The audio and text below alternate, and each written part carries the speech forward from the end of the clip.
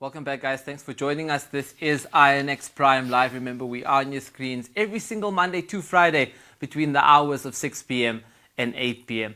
Now, it is going to be another exciting edition of Tech Wednesday, and tonight we have a special treat for you. Now, joining us is an IT specialist by the name of Gareth Browne. Now, he is a veteran with over 18 years of experience in the field. Now, Gareth has seen it all, from the rise of the internet to the dawn of artificial intelligence. Tonight, we're diving into the fascinating world of autonomous vehicles, which is actually known as self-driving cars in that sense. We'll also learn more about a trending story about the SAP, as like we did mention earlier, launching a remotely controlled bulletproof vehicle.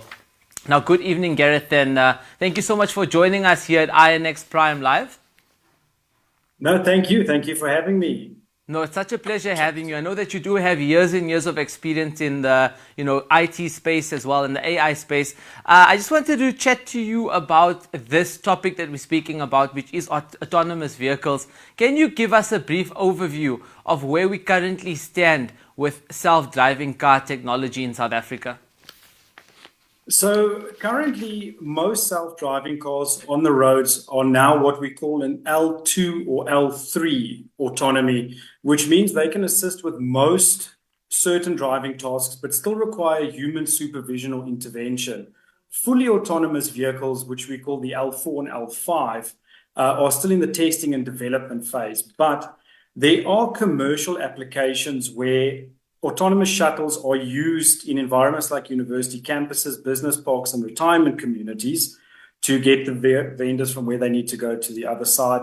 The problem is these are normally in geo-fenced areas with predefined routes and low-speed environments. So we're not currently in South Africa in the place where we're using self-driving vehicles regularly. It is the goal to have them in place with the regulations by 2027. No, that's very exciting. And I know that we are, a little bit behind, but I'm sure over the next few years, we will start seeing that technology, seep into South Africa. We are seeing it in many other countries. I mean, if you're looking at the US, for example, with Tesla models, we're even looking at the UAE. They've even gone beyond self-driving cars and are now in the process of building these helicopter-type cars, which can actually go into the air, which is really, really exciting times when it comes to technology and innovation. But we've also, just going back to the idea of autonomous cars and self-driving cars, we did hear about a lot of different promises that were made about self-driving cars. I just wanted to know, what are some of the biggest technical challenges that developers are facing right now when it comes to this space?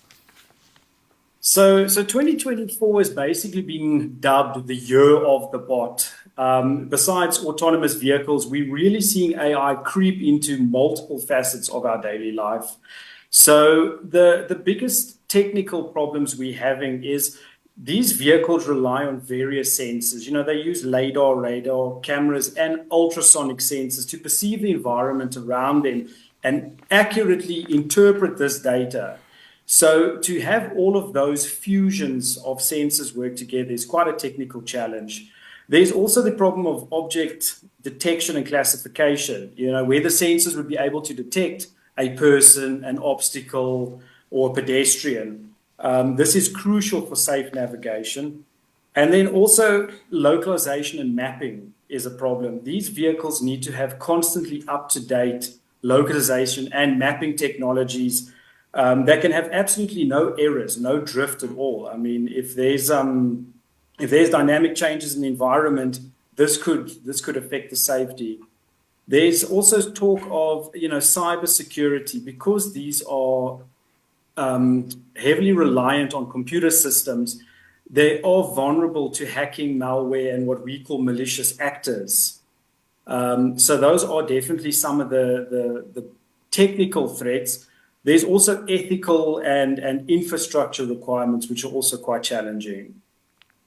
No, definitely. And I mean, just looking at cybersecurity as well, you did mention, obviously, safety is a major concern for many people when it comes to autonomous vehicles. But also just touching on that in particular, if we are going to be looking at cybersecurity and we are going to be looking at all of these different issues, I mean, we have seen some videos on social media where, some of these autonomous vehicles end up, bumping into or crashing into another vehicle because of a malfunction. And these things don't happen often, but it does actually happen. So that's one of the issues that is taking place. Another one, like you did mention, is obviously hacking. It's very easy for then someone to, overtake the control of a vehicle and be able to do stuff with it. So, I mean, those are two massive, massive concerns. How are companies addressing these safety issues, and what kind of progress have we seen in making these cars safe for public roads?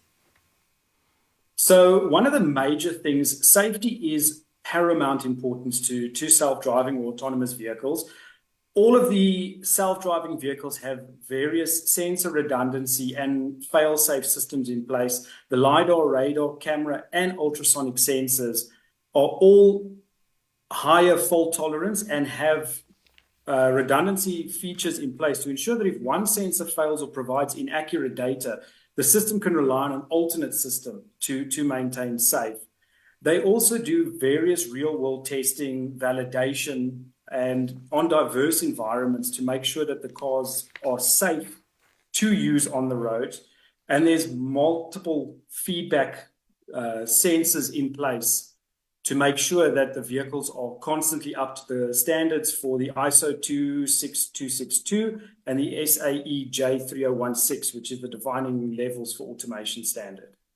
No, that's brilliant. And we are seeing a lot of developments, like you did mention, when it comes to sensor technology. I just want to move away from that aspect because you did mention it so much and just talk about, regulations, especially when we're looking at regulations of different countries. And if we are living in South Africa, how are regulatory bodies, keeping up to date with what's currently happening in this space? Because we're seeing updates happening all the time, new technology, new software. How do you guarantee that the regulation is in an equal balance or at the same speed as the technology that's growing?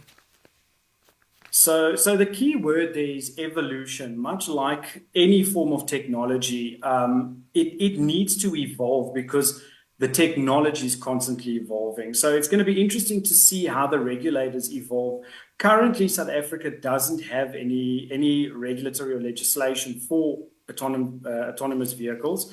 I know that the plan is by 2027, we should have the draft for the autonomous vehicles legislation. But the important things to remember is that firstly, you need to establish the safety standards. And South Africa has completely different safety standards, different roadworks, different infrastructure. So that'll have to be taken into account. And also data privacy and security regulations. These vehicles are collecting massive amounts of data. And people want to make sure that your data is kept safe and is not used without your consent. There's also the question of insurance liability. Who is liable when there's an accident? Can you prove it was a malfunction on the vehicle, or was it the driver's fault? So these are all factors that would need to be taken into consideration for regulation. No, definitely, Gareth. And I mean, we did mention something a bit earlier on the show.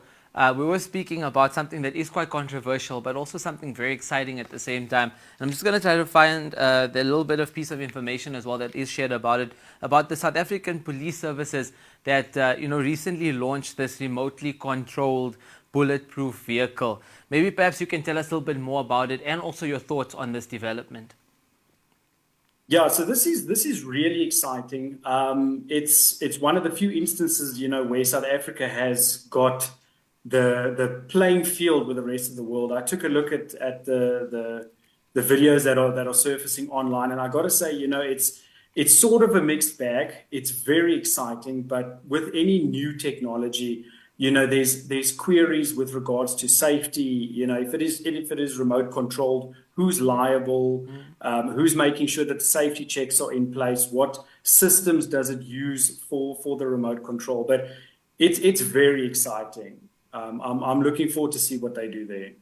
No, definitely. And I mean, I have a lot of questions, though, that comes from this technology and this innovation, because as much as it is very exciting, there's a lot of other factors to consider as well. I mean, one of them would be then, perhaps there might just be one or two people now controlling these vehicles from a distance compared to every single vehicle having one or two police officers in. So obviously that would lead to maybe an employment issue in that sense. But also then, when it comes to We did mention regulatory bodies as well as law enforcement in that sense. Obviously, that changes dynamics. So there's a lot of different aspects to look at. I think it would affect employment to a certain extent, don't you think, if they do move forward with these vehicles? Yes, so at the moment, the autonomous vehicle is sort of a mixed bag. There's very mixed reactions. Everyone's kind of got their own opinion. There's people who are for it. I mean, it's cost saving, it's safe. But there's a lot of people, it has got safety concerns, jobs will be lost. And also, it all comes down to liability. Who is liable for these systems? Like you mentioned there, we've got two guys remote controlling. If something goes wrong, who's held liable? So you need to make sure that the framework is in place before you deploy something like this. No, we're definitely going to keep updated on that, and I'm sure you will share with us more information as this actually, grows and develops as well over the next few weeks and days. But again, Gareth, thank you so much for joining us tonight on INX Prime Live. It's been very, very informative. No, thank you very much. Thank you for your time, and have a great evening further. Awesome, guys. That is Gareth Browne, who has about 18 years of experience in the IT and AI space, and he's doing some incredible stuff, just telling us more about technology and the latest developments, not only globally, but also in South Africa as well. On that note, we are going to take a quick ad break. We'll come right back.